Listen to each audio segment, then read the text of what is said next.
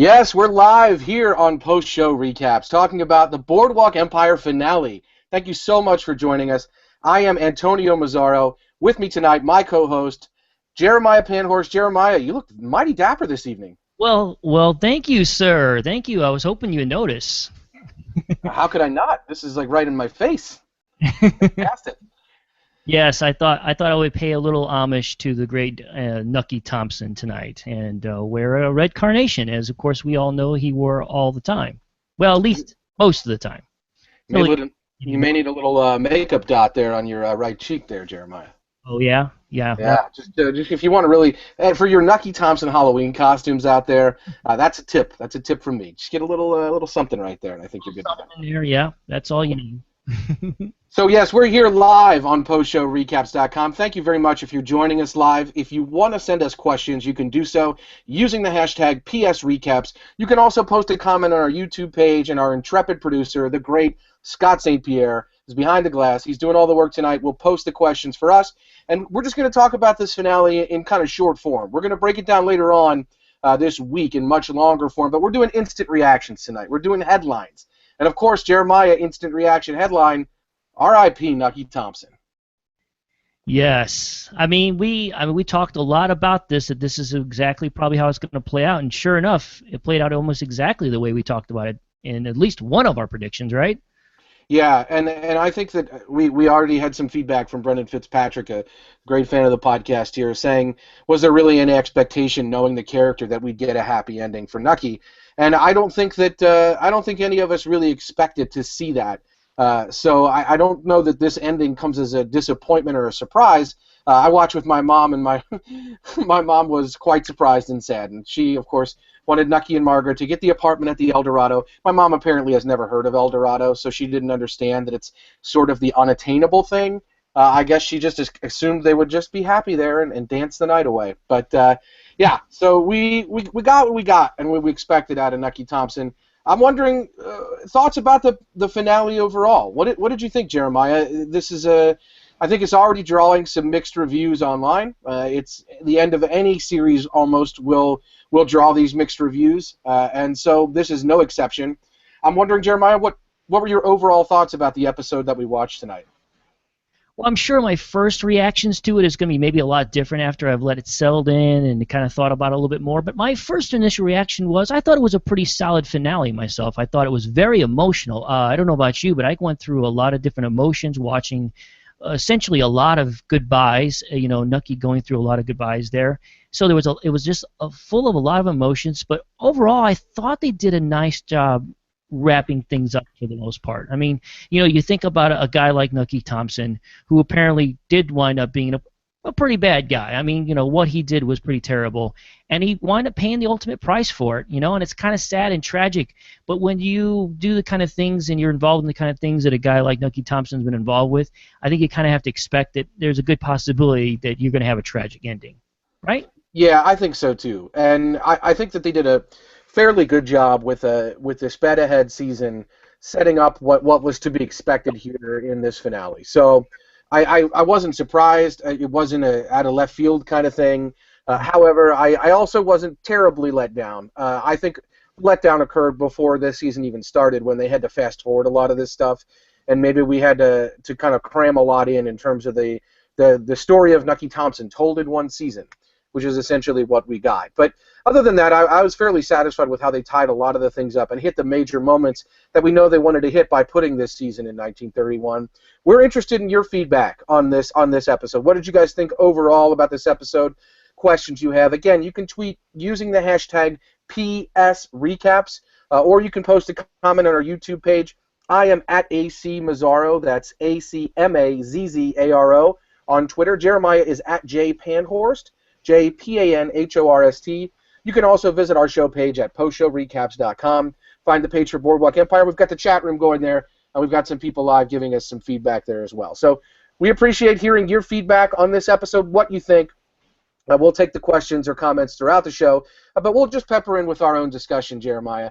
I think you and I are in agreement here that we got the finale, maybe not that we hope, but the one that we deserved once they canceled the episode or the season or the series, I'm sorry, and fast forwarded 7 years. This is about what we could expect. I think we're on the same page there. So I did think it was interesting, though. We talked about this on the podcast throughout this season, the credit sequence. There was no credit sequence in this episode. We saw Nucky swimming out into the water, the anti-credit sequence that I've always wanted. Did you think that we might be seeing the ending of the show when we were seeing that credit sequence, Jeremiah? Ooh, wow, that's a good point. Yeah, I guess so. Yeah, that's why that would be my first reaction to that. Sure. But yeah, I was kind of interested to decide to go that route. Were you surprised a little bit? I was a little bit surprised. I'm not the only one. We're not the only ones who have talked about this credit sequence that we're seeing there in Boardwalk Empire, and the weird, incongruous, like anachronistic music that's playing where it's 1970s music in a 1920s show. Right. So we're not the only one that's given that feedback. I think the credit sequence has always been talked about. So it was interesting that they chose to kind of pull the plug on that and go quiet at the beginning of the episode. Dawn, the break of dawn, the break of the episode, it started out that way. We had some very interesting things to emerge from that because Nucky talked about that credit sequence moment. He talked about the swimming out. It's almost like he emerged from the credit sequence. We saw his clothes sitting right there on the beach where we normally see him standing. Later on in the episode when he's talking to Eli about it, he says, I went for a swim, and I swam out as far as I wanted to go, way beyond the surf line, farther than I ever dared when I was young. And Nucky talks about how I wanted to go out and swim even farther, like maybe too far, and maybe it would be too late to turn back. And I thought that was interesting because we had an interesting quote in an earlier episode about death. When you tell yourself it's quick but you don't know, you can't know until it's you, and then you can never tell anyone. That was a quote that Nucky told Joe earlier in the previous episode. Right. And so I think there's echoes of that when Nucky's telling Eli, like, you can't know, and once you know, it's too late. So I think that's the kind of little Nucky Thompson in a microcosm. It's like he didn't know that it was Tommy Darmody all along. Once he found out, well, it was too late. Sorry, Nucky Thompson. Yeah, it's so fitting because that's right. He was the one that he told that to, and and we talked about this during that particular recap. We talked about the fact that it's very similar to the words that Jimmy told Nucky when he was about ready to kill him. It's very fitting, of course, that it ended that way. Yeah, and I think it is. And the other thing that I think is really kind of fitting there when you mention Jimmy Darmody is that Jimmy Darmody told Nucky that he was going to die alone as an old man with his money and his booze. And ultimately, that's not too far from the truth that Jimmy Darmody pegged that. And so the story of Nucky Thompson was essentially told through several decisions that he's made throughout his life, right?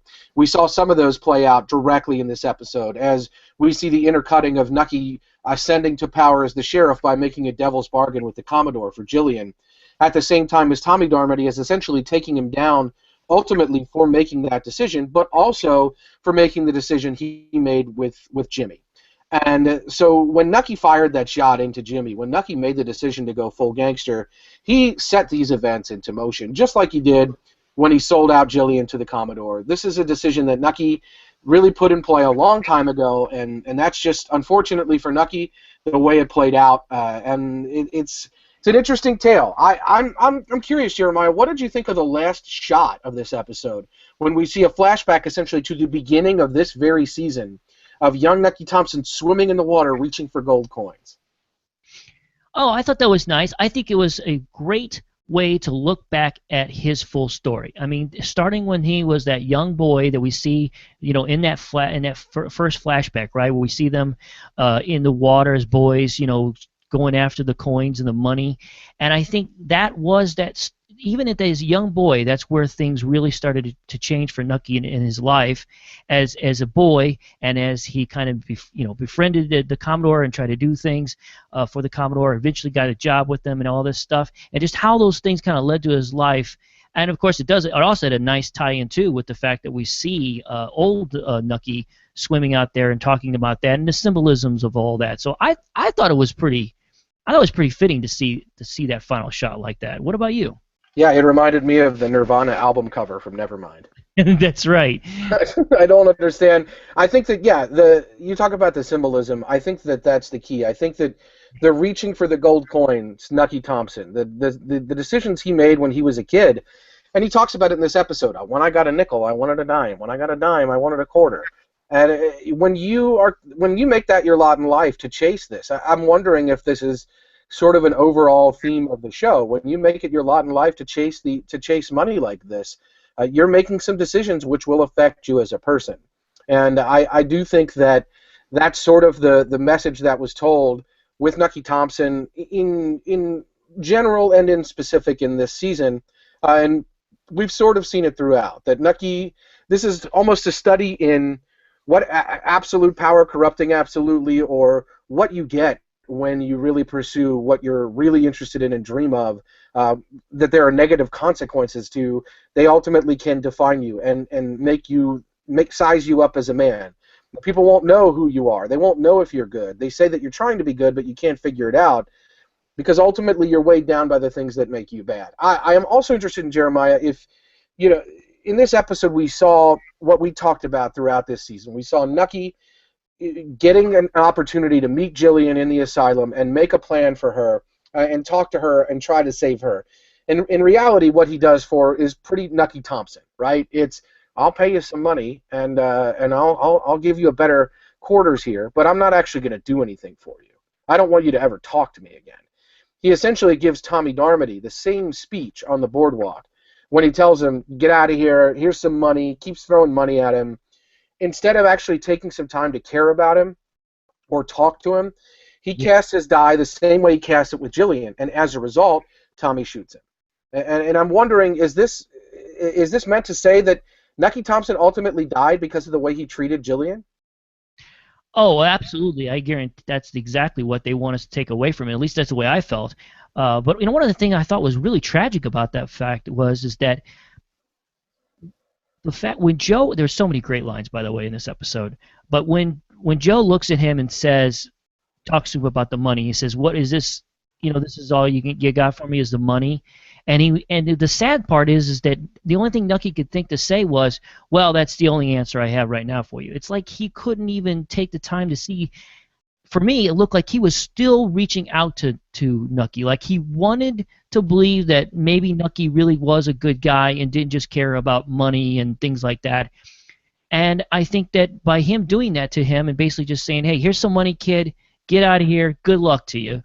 And I think that was the final thing for Tommy to just say, you know what, screw him, he really is a jerk, and I'm going to get him. You know what I mean? Yeah, let's unpack that a little bit, because we talked throughout this series that if it was Tommy Darmody, if his plan all along was to take Nucky Thompson out, it was a piss-poor plan, because he was bumming it around on Skid Row, and Mickey Doyle just happened to show up hiring men for the old rumpus and for unloading some guns for Nucky Thompson.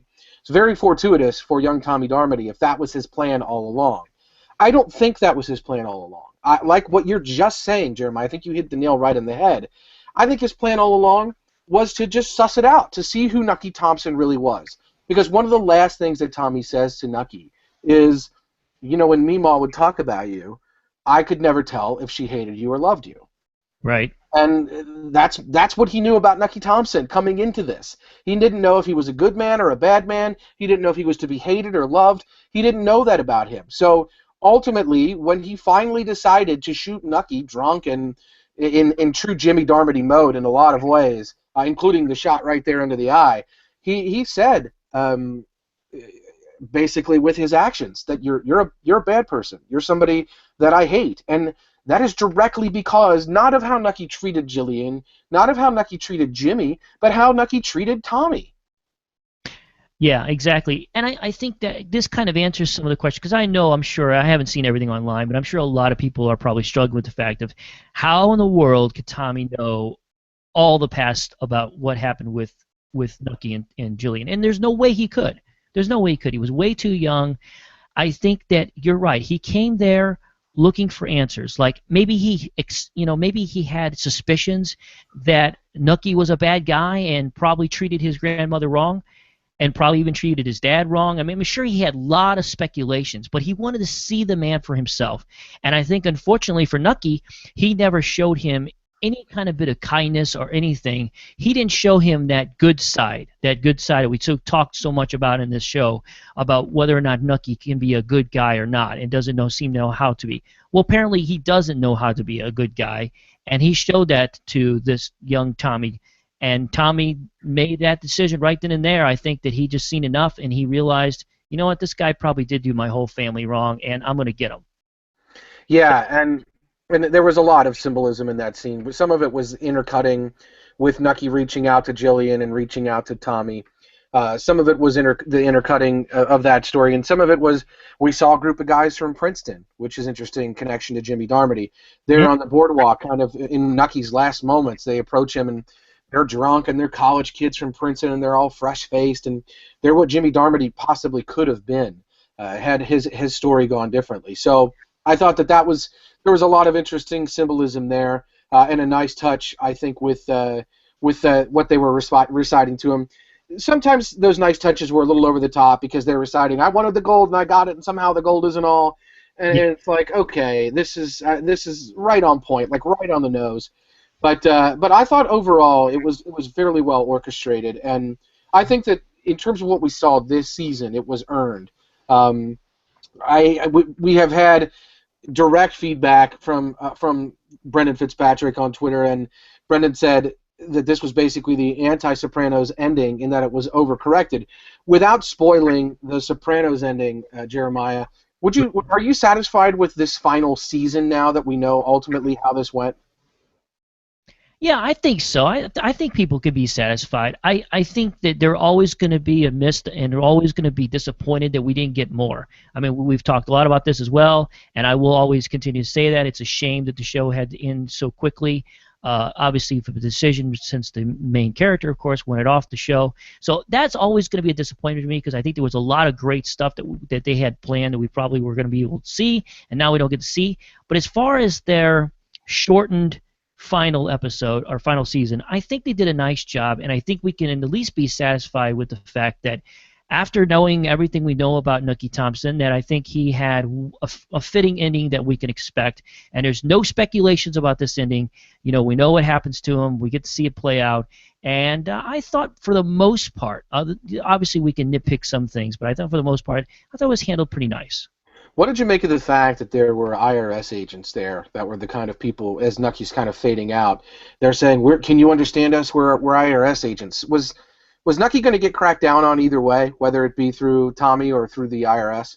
Yeah, I happened to notice that too, and that they were saying that, and I think it makes for a nice. We could lead to that, assumption that he probably was going to be taken down that way. We know from history that most of these gangsters, at some point or other, basically the tax man is the one that really takes them down. All those guys at some point wind up going to jail, and it's usually because of taxes. Including, I think, the real Nucky, right? Did he Yeah. spend some time in for tax evasion? Yep, they got him. Spent I think like 10 years in prison or something like that. So that might have been a little bit of a nod to that as well. A little bit of nod to the real Enoch Johnson, who of course the character is roughly based on. So yeah, I thought that was a nice little touch. I'm sure once we rewatch it and go through this episode, I'm sure we're gonna see lots of nice little touches to the real history, along with, of course, this fictionalized version of it. Here's a question I have for you, Jeremiah. How the hell does Tommy Darmody? He's robbing somebody at the Ritz. They take him down. They've got him kind of in a little holding cell there. Where's he getting that gun from? They didn't frisk him at any point. Nothing going on there. Yeah, that's definitely something we could probably nitpick a little bit. Where in the hell did he get this gun? What's funny is that this kid definitely seems very reckless. If you think about it, Jimmy was pretty reckless. It's in his blood, man. Blood, right? Yeah, it's in his blood. He can't help it. He's a Darmody. Yeah. Think about all that he's witnessed as young Tommy. Think about him hiding in the closet when his half-faced man Richard Harrow comes into my opinion, the best character on the show, comes in to rescue him. And for a little kid, I don't know what that must have been like, hearing all those gunshots and screams, and then your friend comes in and saves you. But it's got to be really difficult. He didn't exactly grow up with the best upbringing. He's raised in a whorehouse like Don Draper. This is just not a good start for Tommy Darmody. So it's not surprising that he didn't end up leaving his bloodline too far behind. Yeah, I think anybody is watching a show should not be surprised about the fact that this was probably a very troubled young man, just from all the things that he saw as a young boy when he was living with his father, and then of course his grandmother. But we don't know exactly what happened to him after he, was taken out of that situation. But we could tell that it was enough to give him a lasting bad bad upbringing for sure. I mean, most psychologists and doctors will tell you that the child learns, most of everything they are going to really, it shapes your life within the first 6 years of your life. And he didn't have a great first 6 years. No, he really didn't. He really didn't. So I don't think that poor kid ever had a chance. I am wondering, Jeremiah, if you thought throughout this episode if Nucky Thompson ever had a chance. Was there a moment in this episode where you thought, you know what, Nucky might sail off into the sunset here? Well, I think the obvious thing is the fact that. Oh, you mean like is you talking about old Nucky? I thought you meant. Old Nucky, yeah. Like, was there?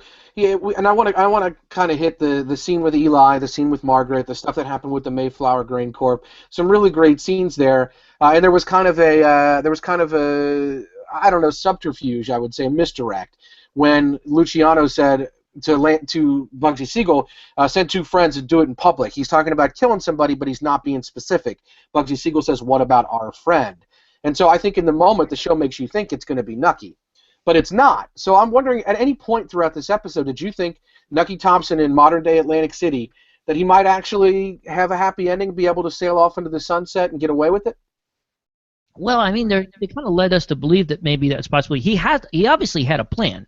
We will never know, of course, what that plan was. He was very mysterious about it. He just said, I'm going to be going away. I'm going to go new things, new plans. I'm going to do something different. We don't know exactly where for sure he was going to go or what exactly he was going to do, but we're definitely led to believe that he at least had a plan for the rest of his life, and what exactly that meant. I think that it's very possible that if things would have went different with how he handled young Tommy, I don't know, maybe he could have gotten away. Maybe he could have escaped the tax man and escaped and rode off to the sunset. They certainly were leading us to believe that that's where he was headed, right? Yeah, I don't know. I was wondering what you really thought, because I did actually think on a couple of occasions that he might actually be able to take what was ultimately a quite substantial sum of money. I mean, Yeah. in 1931 dollars, that's the buying power of ultimately, like, I think it's $34 million that he made on that deal. Right. Yeah. So yeah, that's crazy to think about, that he had 34 million on one deal. That's your big. That's, if you're talking about like a heist movie or something. That's your one last score. That's what I'm gonna do. One last score. I'm gonna get out of the game. I'm gonna go and I'm gonna ride off into the sunset. He hit his one last score. He actually succeeded. And so I thought, possibility here, he might ride off into the sunset. But then when he's looking at apartments in New York City, and he's really seriously thinking about moving, then I'm thinking, okay, if you're sticking around here, you're not going to be able to leave your past behind. Yeah, that's true. I mean, I was wondering what you thought where he could possibly, what exactly these plans he had. I mean, I can't. You really think he was going to get a place in New York? I did think that was unusual that he was looking there. I just can't imagine that really was what he's going to do. Once I found out the place was called the Elorado Apartments, Jeremiah, I knew there was no chance he was ever going to set foot in there again. Well, okay, good point. Yeah, I mean, it's the unattainable, right? Like, this is what his life could possibly have been. Even Mrs. Thompson seemed like she might be into it. There were some really great moments there in the scene between Eli and Mrs. Thompson, and I think as good as the scene on the boardwalk was in previous episodes, where they kind of left their relationship hanging in the air, I thought this was a bang-up final scene between between Nucky and Margaret. I just think that Margaret had a fantastic episode. I want to definitely hit on what she did with Mayflower and her absolute aptitude at being a stock trader. However, I thought that was a great final scene between the two of them in the Eldorado, dancing there with the music playing, and her essentially taking responsibility, and she says, all you did was extend your hand. I accepted it. And I think that's interesting. There's a parallel there to Jillian, of course, that Nucky extended his hand to Jillian there, as we saw in the final scene. He told her, like, this is a rich man who's going to make life better for you and me. And I think that's absolutely to an extent, what happened with Jillian. Like, this rich man did change her life significantly. She wasn't sleeping under boardwalks anymore. But on the other hand, this is ultimately the same bargain that he made with Mrs. Thompson. I'm going to extend my hand to you, and yeah, your hands are going to get dirty, just like mine, because when I shake it, you're going to get the dirt from my hand on yours. But she is responsible for accepting that. And I thought that was a really great realization for her. I don't know that Nucky drew any solace from that, but I certainly can draw some solace for it, because it is a two-way street, right? Like, when these characters get laid down in bed with Nucky Thompson, they know what they're doing. Yeah, absolutely. And you're right. I love that scene with Margaret, how she was able to basically admit to Nucky that, you know what, you were offering and I took. And I thought that was a really great moment. I'm kind of wondering, like, how long she's been in that place. I want to say she probably has been in that place for a while, where she has come to that realization that, you know what, I'm just as much to blame here to what happened, you know. And do you agree with that? Do you think she's kind of? I don't think this was just something she just recently has come to. I think she's kind of felt that way for a while. Do you agree with that? Well, I mean, if we kick it back, I do think that she's felt that way for a while. I think being away from the whole situation with Nucky, I do think it gave her some clarity. But I mean, I also don't want to put everything right at her feet, even though she's willing to do it, and I don't want to put everything at Jillian's feet either. There's two things that I want to mention with these devil's bargains that people make with Nucky Thompson. One, Margaret Thompson was married. Now, her husband abused her, that's for sure, but she had a life, okay? Nucky killed her husband and basically gave her very little choice in the matter, right? And that happens in season 1. That's true. So ultimately, he put her in a position where she was going to have a really hard time saying no. And the same thing happens with Jillian, right? So even though these people are taking Nucky's hand and they're doing it in the basis of having their own better life, that you cannot ignore the fact that young Nucky tells Jillian, I promise I will always look after you. And he has violated that promise significantly. Yeah, he really has violated big time. Absolutely. So no, I mean that's a very good point there. And the argument can always be though made is that, you know, you still have choices. I mean, Margaret, I mean, she still didn't have to go with Nucky. I mean, even after her husband's killed. I mean, yes, it's obviously would have been a much harder road for her to maybe still even find someone else, or, you know, make up your own story for her. Sure, she could have stayed away from that, but you're right. Nucky in all these circumstances did make it very, very difficult for these people to not follow, you know, go with him. What did you think ultimately of the plan, how it all played out with the Mayflower Grain Corporation? Because for me, that was absolutely one of the highlights of the episode, was seeing Margaret and Joe Kennedy. Nucky's out of it, and it seems fairly clear that Margaret and Nucky are sort of on the same page about this, but she just does such a fantastic job. She gets one over on Joe Kennedy, which is no small feat. No, it is not a very small feat at all, and I thought that was obviously brilliant. Great scene. I think I saw a lot of people on Twitter talking about that scene. I think a lot of people enjoyed it quite a lot. And I'm glad you're talking about this overall plan, because that's one of the things I noticed that Brendan Fitzpatrick's here in this chat room is asking. He's our co-host. He is our co-host. You know, talking about this overall plan. Do you think? Yeah, I like that. Do you think that this was Nucky's overall plan? He's got a good point here in the chat room. He wants to know, do you think this was Nucky's plan from the beginning, to take this money from the Mayflower to give to Jillian and Margaret, Eli, and all that stuff? Was that his overall plan? Because it certainly seemed to be that way in the episode, the way it planned out.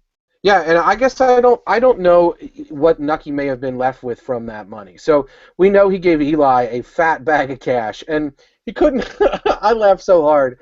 He couldn't just resist sticking one last knife in Eli Thompson by putting a razor blade and a shaving brush there on the bottom of that bag, saying, "Listen, here's some money. Clean yourself up, for God's sakes." Yeah, that was brilliant, by the way. Fantastic.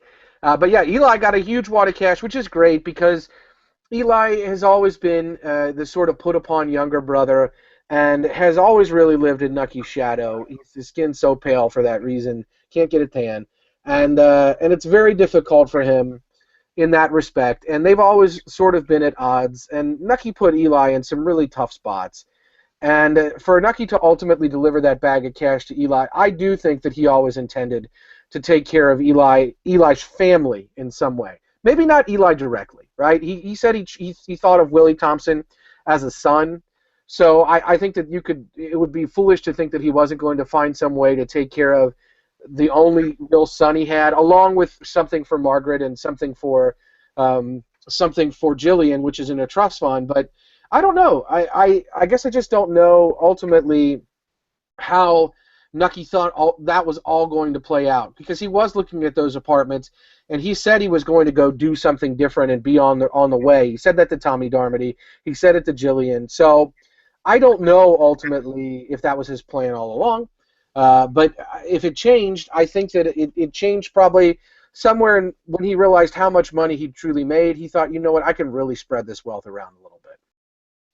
Yeah, exactly. And it's typical the way, Nucky, the way he thinks. I think that for him, if I give these people some money, and maybe in his mind that kind of makes him feel good about what he's doing, which, it's not really always exactly the best answer, but I could definitely see that it was his plan. Maybe not exactly turned out exactly obviously the way he thought it would be, but I could see that. It was definitely his plan overall, I think, to do that. Yeah, and I there's no doubt in my mind that he wanted to leave something behind. That's sort of always been something that he talked about. We heard when Joe Kennedy pressed him in an earlier episode, what do you want to really do? When pressed, he said, I want to leave something behind. That's correct. And that's ultimately what he did by leaving the things that he left to the people that he took care of. I do think that that's interesting, because I don't know that he left behind what he ultimately intended. It was a large chunk of money. I just don't know how it all played out. In his will, I guess his wife, since they're still officially married, would just directly inherit. So she's going to come into a boatload of money unless he gave Eli way more than it seemed like in that little bag, or unless he really took care of Jillian. I still think Margaret and those kids are going to be taken care of. Whether that was Nucky's plan, I don't know. I think Nucky's plan was, even if that's the worst case scenario, I'll be happy with it. So I don't know. I don't know how that played out. I did think it was interesting that the Commodore is the one who sort of said to young Nucky in the early part of this episode, what you leave behind is all anyone cares about. And so that's that continuing theme that's been kind of hit over our heads throughout. And so what did you think about the relationship between the Commodore and Nucky in this episode? Because we've seen Nucky and the Commodore at odds really all season. It's been a difficult road to hoe between the two of them. Sheriff Lindsay was much closer to Nucky's mentor than the Commodore. But the Commodore has some interactions with young Nucky here. Don't have kids. Kids get in the way. We do what we have the nerve for, or we disappear. He puts these ideas in his head, and then ultimately he tells him, you're fired. And then Leander comes up and hands him the badge. What's going on there? Yeah, that was really odd, but I guess that was his way of telling. I mean, definitely was. These are a lot of the things we had been talking a lot about. That this guy, he doesn't like Nucky because of who Nucky is. He doesn't like this kid who is willing to do anything. And I know also too. I think one of the things that was always threatening for the Commodore, I felt, was that he thought maybe the kid was just too smart. You know what I mean? That he would be too dangerous to keep around because he was too smart. But yeah, it was really odd. And then all of a sudden, you're right. We see him. Pretty much, he's getting fired, saying, "Oh, you're no. I don't want you to be the sheriff."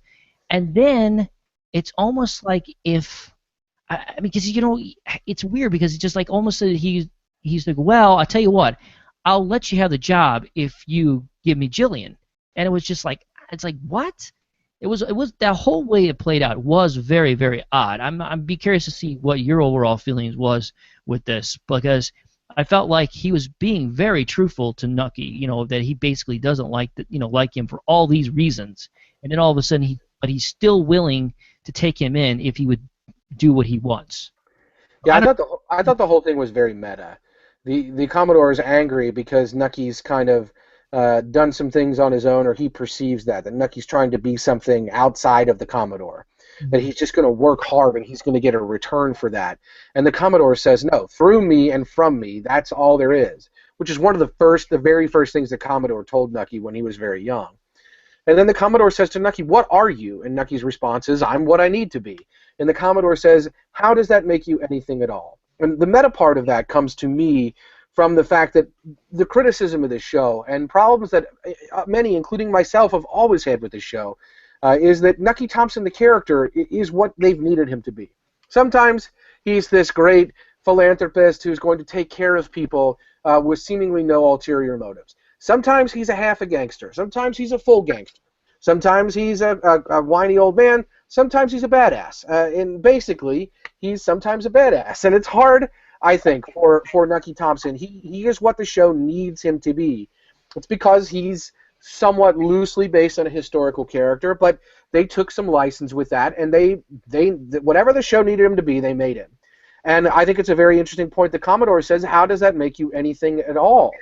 And I think that's been the tale of Nucky Thompson, whether it's been because of the way they wrote him or because ultimately that's what they felt the theme of the character would be, that he's never really been good or really been bad. He's always been half or whole. And when he tried to go full gangster, he had some problems and he had these issues. Nothing that happened really with Gyp Rossetti is what led to Nucky Thompson's death. Nucky Thompson's death, if you buy it, it was cast because of his character from the way he was raised on all the way up.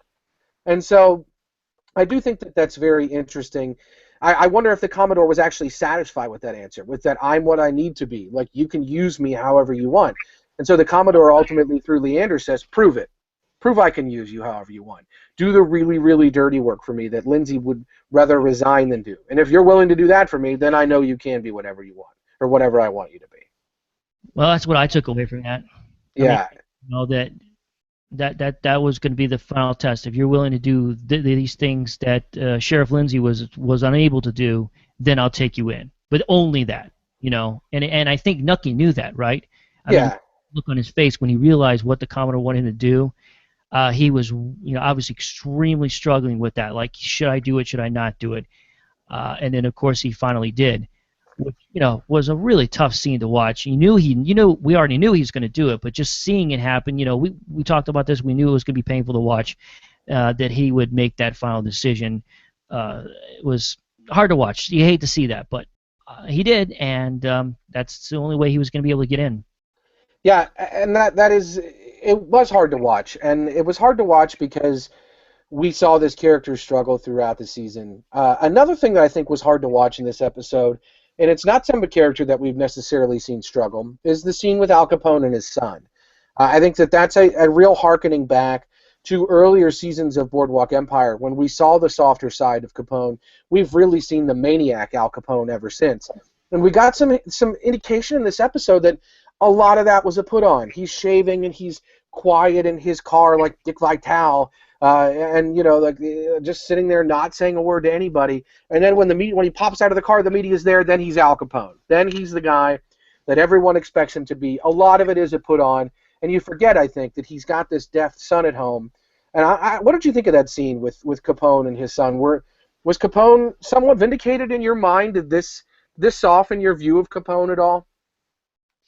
Well, the real Al Capone is kind of a tragic story, the way it went down. I mean, this guy was bigger than life. He was the biggest gangster of all time, still the biggest gangster of all time. I mean, shoot, even kids that don't even know much about this time period probably have heard of Al Capone. And the way he goes down, he went from the biggest of big and then goes down to basically nothing. And it's kind of a really sad story in that way. I mean, granted, this is a bad guy. But yeah, it really humanized him big time, seeing him with his son. Thought it was a really touching way they did that. I don't know how much they're playing on fiction here, of course, but I don't know too much about how much his son, but I know he was very much involved in his son. So I think it was. I think it was a nice way to humanize the character as much as possible and make him realize, yeah, he's a bad dude. But he suffered from a lot of same issues that everybody did. No matter how powerful Al Capone was, he still had a son who was suffering from being deaf, and he had problems. He had personal problems that the rest of us had. You know what I'm saying? So I thought it was really nice. There were so many great scenes, and this was one of them that I really enjoyed watching. What about you? Yeah, this was great, and I think that there were other great hearkening backs to previous seasons. I specifically really enjoyed the moment when I think it was the guy Pinky who was in the old rumpus. Oh, and when Nucky walks in, he tells Nucky something to the effect of, these dancers, you think they're great, and then you talk to them, and they're totally nuts. I was like, I think Nucky knows a thing or two about that. Yeah, that's right. He does. I thought that was great. I thought that was a great little wink and a nod to the fans of the show throughout, and I think that was great. We haven't. I don't know. Paz de la Huerta hasn't really popped up on my radar too much since she left the show, and certainly Lucy Danziger is not a character that we were going to revisit in this final season. But I thought that was a nice little wink and a nod to her.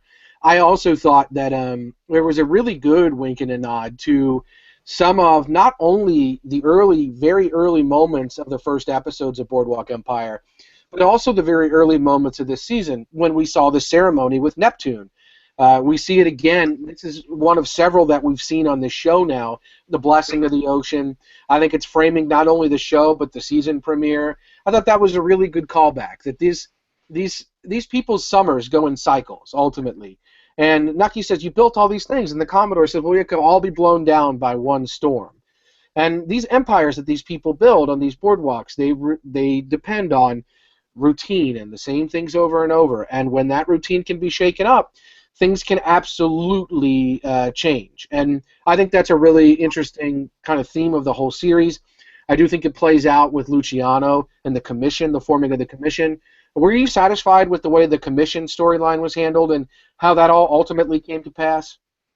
Yeah, I thought it was nice that we see just enough. I mean, I think that's kind of one of the things we'll say about this finale is that we saw just enough of the things we kind of wanted to see, and I think a lot of fans wanted to see that meeting, the commission meeting, where Luciano meets with all the bosses and talks about the new order in how the mob was going to be handled from here out. So I thought it was very nicely done. We had a lot of quite a few different little scenes here and there. You also had that nice moment where Luciano and Lansky and Bugsy are sitting there, and they're basically kind of reminiscing on the past and saying, look how far we've come, right? I thought that was really nice, too. And then leading, of course, into this big meeting, historical meeting, where they basically draw the line in the sand and set this new tone for how the mob's going to be handled, even still from what I understand kind of today. So I thought it was great. What about you? Yeah, you know a lot about how the mob's handled today, Jeremiah? No, not really.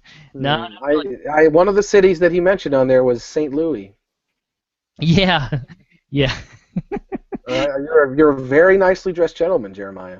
You don't want to cover my cover here, man. I don't want anybody to find out. But yeah, I might know a few things here and there about some of the mob things, But what about you, man? You know anything about the mob? Yeah, no, I know nothing. I am a simple farmer. I would say, I actually think that that the commission storyline and that scene, even though I agree with you that the scene with Luciano and Lansky and Siegel was a good scene when they were reminiscing. Yes. I did feel like that storyline got a little bit of a short shrift. I felt that was kind of a quick scene. It's such a famous, like a landmark moment, the forming of the commission. I sort of expected more. For example, I feel like the meeting when Luciano first really gets made ultimately by Maranzano, when Maranzano's like, everyone in this room is going to make a boatload of money. We saw it earlier in this season. I feel like that scene was given a lot more pomp and circumstance and a much more interesting delivery, staging, all of those things than the actual commission scene. And so in that regard, I was a little let down by that story, only because it is such a major historical moment that I think I expected it to be presented a little differently. And on rewatch, I'm going to see how that plays. But at least in the moment, I was a little let down by the forming of the commission scene. I guess I expected a little bit more banter or a little bit more discussion. It was essentially a few sentences from Luciano, and that was that. And I guess I can't believe that meeting went down that way. It just seems too simple to me. So that's one of the problems I had. Yeah, I think what the writers had in mind here was just to give us a glimpse of it. Like, they felt like they would be amiss if they didn't at least mention it a little bit and let us see a little bit. But I think since it wasn't the main focus of the story, the main focus of the story was the closing of Nucky's story. And I felt like maybe they probably didn't want to get too far into it, but they wanted to make sure they at least showed it. But yeah, I agree. I think there's going to be a lot of fans who are going to be a little disappointed we didn't get to see more of that. But if I was a betting man, I'm pretty sure that's probably why we didn't get to see as much as we would probably like to see. right? Yeah, I think so, and that was balanced out, of course, by some really truly great moments during the show. We had a great tweet from Reverend Dizzle at Dizzle729 on Twitter with the great quote about, "Here's an experiment. Imagine the things you want in your life. Then imagine you yourself wearing a dress." Like Margaret Thompson really just knocking Joe Kennedy down, and Joe Kennedy getting super turned on by that, and then her saying, "Visit me during office hours." That was fantastic. I was gonna say I favored that tweet just a minute ago. I happened to notice he noticed that. That, by the way, was probably we had a lot of great lines. In fact, Joe Kinney had a great line right before that.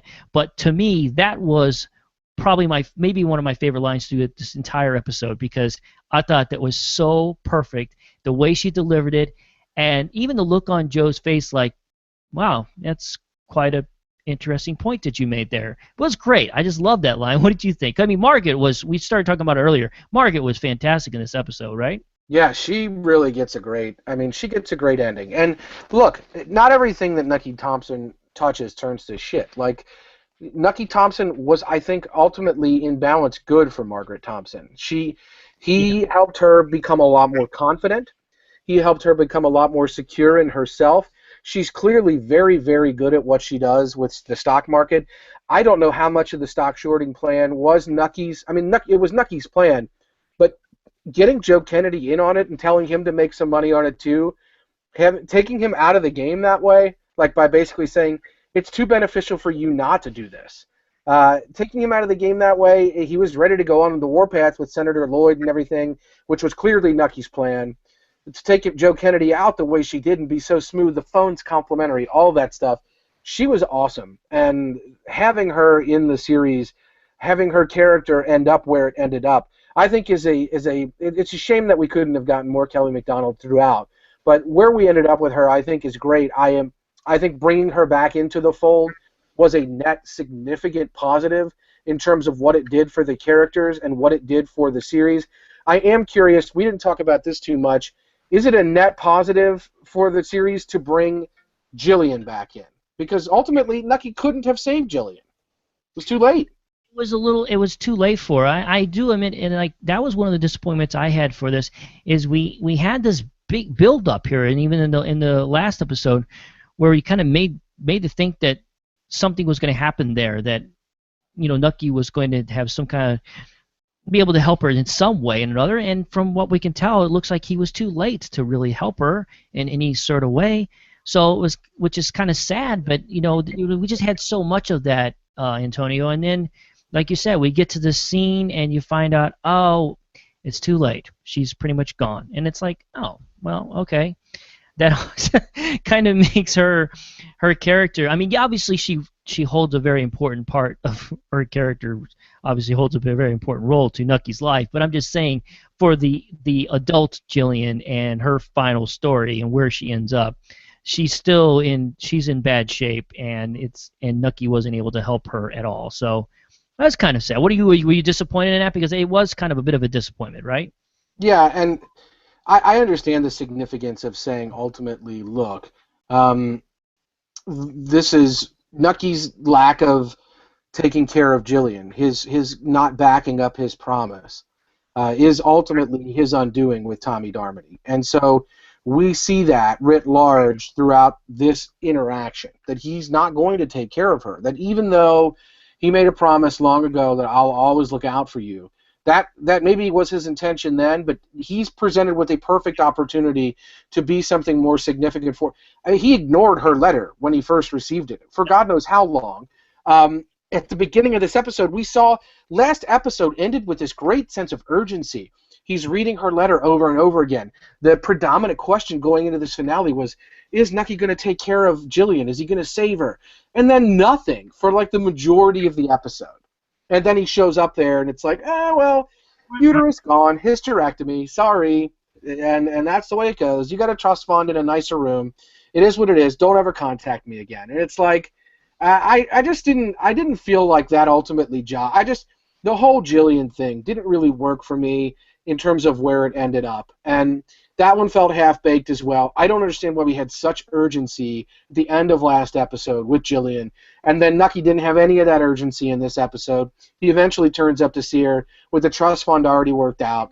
It doesn't seem like it just doesn't seem like that's something that ultimately mattered.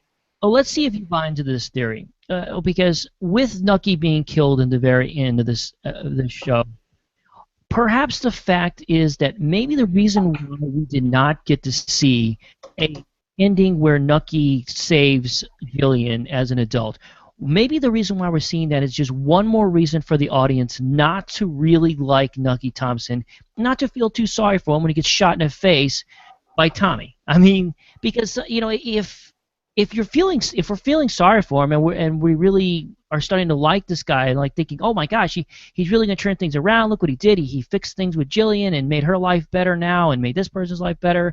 And we once this final end comes to him, we're not gonna feel nearly as sorry for him. But maybe this is just one more scene for us to see this guy's a jerk. He ignored her letter for so long till it's so late. They already did all these crazy operations on this poor woman and she's already that much farther gone. And well, I don't know what I mean. I'm stretching here a little bit, but is that possible that that's what they're trying to do is make us continue to dislike this man even more, so we don't feel too bad about the fact that he winds up getting killed? Well, what's weird about that, Jeremiah, is if that is what they wanted to do, then I don't understand why they spend a lot of other time throughout the episode in service of making us like him.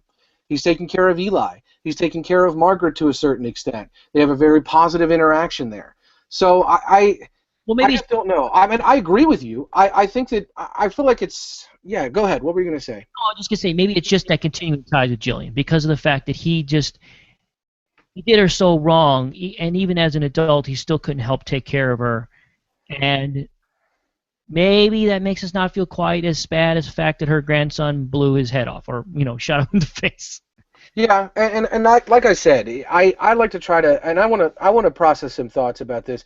Jeremiah and I are going to break down the episode blow by blow in a couple days here, and we'll post that podcast at postshowrecaps.com or through the usual feeds if you're a subscriber at postshowrecaps.com. So we will go through the blow by blow on this, and one of the things I really want to analyze is what was going on there. Like, what was the story there with Jillian? Like, why was that ultimately the story that they chose to tell? And why did it happen that way? So I don't know. It's interesting. It's interesting that it really played out the way it did, because it does make Nucky less likable, like you said, and that is tough because it is something that that we don't need a lot of ammunition to not like Nucky. He's been kind of a jerk to Joe throughout, Tommy Darmody. So. That is something that I want to track on a rewatch. Is what was the ultimate intention? Because the Jillian storyline wasn't really. We spent a fair amount of time there. Was it worth it? I mean, I want to track that. We'd be interested in your feedback on that as well. Absolutely, yeah. I definitely want to hear what everybody else has to think about this because it's definitely a great question to ask because the more I'm thinking about this, Antonio, leading up to those last maybe 10, 15, 20 minutes or whatever it was of the episode, I was actually I was really rooting for Nucky to get away and escape and maybe find a new life somewhere else and start a new life, maybe still meet someone and get married and die an old man. I started to kind of really want that, but Jeremiah, are you my mother? Yeah, I mean, just slightly, not greatly.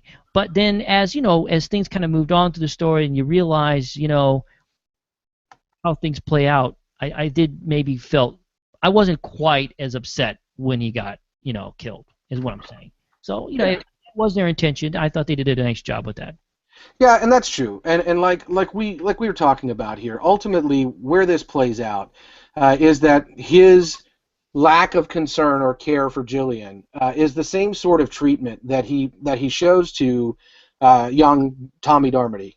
And Nucky thinks that just throwing money at a problem can fix it in some respects, and that is not always the solution. And what's interesting about that is, of course, thematically what we saw in this season.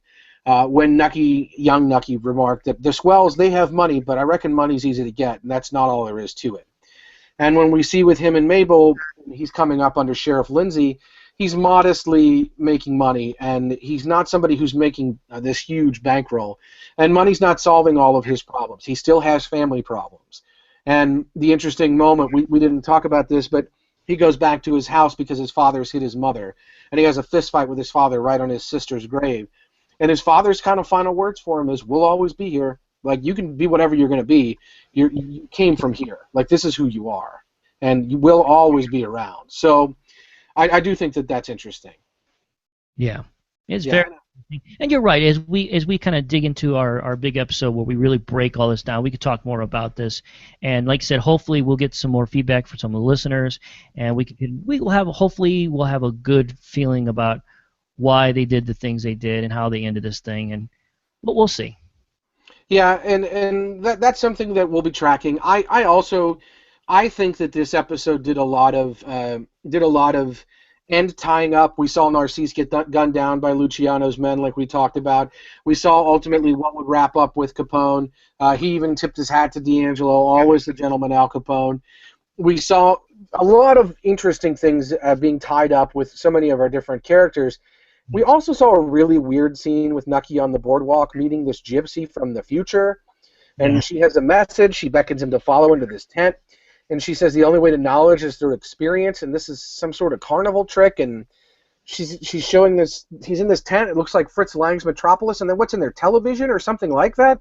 Yeah, something like that. Yeah, it's really, really weird, and I don't know. I'm very interested. I got to put a lot of thought into why that scene was in there, because right now that's the one scene that when you talk about the Jillian scene being in there, for us to maybe not have as much of a problem with Nucky, and I'm saying the same thing, like it exposes that he's got problems, and those problems are what lead to his undoing, that he's ultimately not a good person or a bad person. He has issues. Right. I don't know why this scene was in there. It was very interesting. I don't know if it was another meta nod to watching things on television later, and Nucky seeing a TV or something for the first time. It was just, I don't know if that was even supposed to be a TV or what that was. It was 1931, so there were probably all sorts of oddities around out there. And so I don't know when this was all supposed to play out. We'll dig into the history throughout. We also ultimately had a very kind of cool historic moment where Joe Kennedy's predicting the way the elections are going to play out with Herbert Hoover and with Roosevelt in the beginning of that era.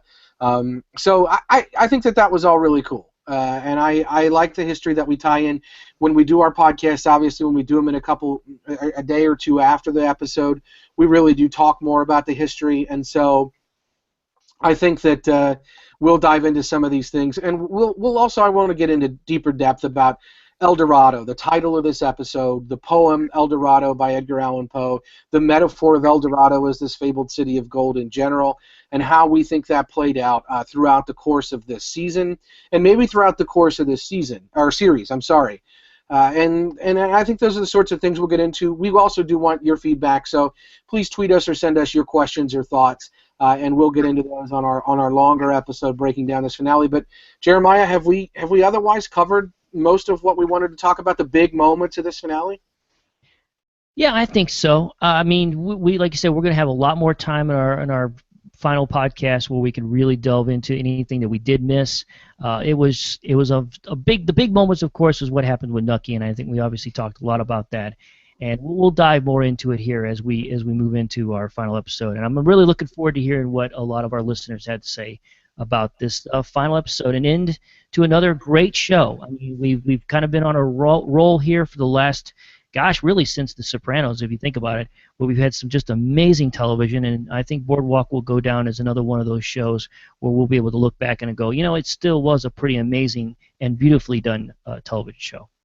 Yeah, and I think that's ultimately I will be very interested to see if I feel like this finale tells the story of this show, in that it was good thematically, it had some great character moments, it had some fantastic and beautiful scenes and shots, and ultimately it left me a little unfulfilled in certain respects. And I think that's what I would say about Boardwalk Empire in general. I do wish they'd gotten more time as a series, and the fact that we had to fast forward and kind of have a rushed final season of only 8 episodes. I think they did a very good job, and they made a clear choice to make this final season about Nucky Thompson, the character. I don't think ultimately that we were too let down by this finale in that regard, but I am interested to see where I feel after I've watched it a couple more times and kind of really am able to take in the themes from this episode, because there were certainly a lot of them, and we kind of touched on a little bit of them here. But we'll get into a deeper dive here on postshowrecaps.com. Look for our Boardwalk Empire podcast sometime this week, in the early part of this week. It'll be posted one of these mornings, Tuesday, Wednesday morning. So Jeremiah and I will be doing that. We'll be relying on your feedback to help us out there. If you send us a question and we didn't get to it tonight, it's because ultimately we thought maybe it might be better for the finale, or we didn't see it. I don't think it's the latter, because Scott St. Pierre is the best in the biz. So we're looking for your feedback for this final show. If you're not familiar with what we do at postshowrecaps.com, we talk about TV, mostly ongoing series. So, for example, tonight, our very own Rob Cesternino and Josh Wigler at 1 a.m. Eastern Time, 11 Pacific Time, we'll be breaking down the latest episode of The Walking Dead. They will be Talking Dead tonight. Not Talking Dead, as in probably the trademarked show name, but they will be talking about The Walking Dead tonight, and they'll probably be dead because it's 1 in the morning Eastern Time. So they'll be doing that. We also break down shows like Once Upon a Time. We talk Sons of Anarchy. We talk about so many other great shows at postshowrecaps.com. So if you like what we do, click on our page at postshowrecaps.com. There are links there to subscribe to our feeds in iTunes. You can always leave us comments or feedback. We certainly appreciate what you're doing there, and we always value your feedback and thoughts about these episodes. We wouldn't be able to do what we do without you, so thank you very much for listening to us all season long. Jeremiah, I don't know about you. I've really enjoyed talking with this show about you, talking to the people who are faithful listeners of this podcast about this show and using that feedback. I've had a really good time. Any final thoughts on the season before we wrap this finale episode up? Not at the moment, but I will say I agree with you. It's been a pleasure, not only, of course, talking with you so far, but also, of course, all of our listeners. We have some great fans out there, and I really appreciate talking to them and breaking this wonderful show down. It's been a lot of fun so far, man. Yeah, and the only thing we didn't cover was Scott St. Pierre said that the real Nucky Johnson might have spent some time in Moose Jaw, Saskatchewan, and Moose Jaw, Saskatchewan, Canada, and maybe there were some prohibition tunnels built there. I don't know. Al Capone. Sorry, not Nucky Johnson. Oh, sorry. Al Capone. Al Capone's a world traveler. I don't know where Al Capone ended up. Sorry about that. Yeah, he's a. I saw, and incidentally, I know we're wrapping the show up, but. We'll probably post this on the show page for the next show. One of Al Capone's main homes in Chicago is for sale right now. Oh, really? No kidding. How about? Yeah, it could be yours for a modest $250,000, and I think it's like a 6-bedroom house. Wow, no kidding. Well, maybe I'll go up there. It's smack dab on the south side of Chicago, Jerry. Hey, that's only like 5 hours from me. I can go up there and get it. What do you think? Certainly, go for it, man. It's very safe there. Never any issues in the south side of Chicago. So we can post it in the listing to this show, and we'll probably talk about that some more on the next episode with Al Capone's house that's for sale. This house is not for sale. We're going to keep it real here at postshowrecaps.com. We've appreciated you hanging with us tonight, listening to this podcast, and talking to us throughout the course of the season. So thank you guys very much for everything, and hope to talk to you soon about this show and other shows at postshowrecaps.com. Have a good night, everyone.